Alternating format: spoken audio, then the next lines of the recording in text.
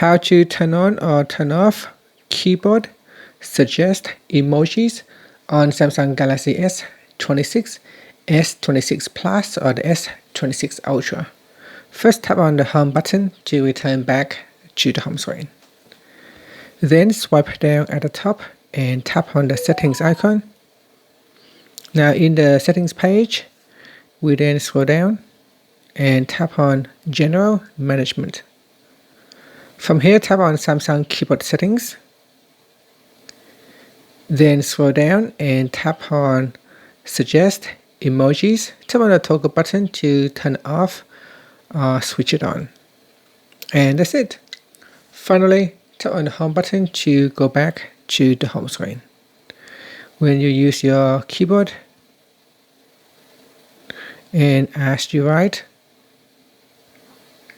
on your keyboard, it will suggest emojis at the top here. And that's it. Thank you for watching.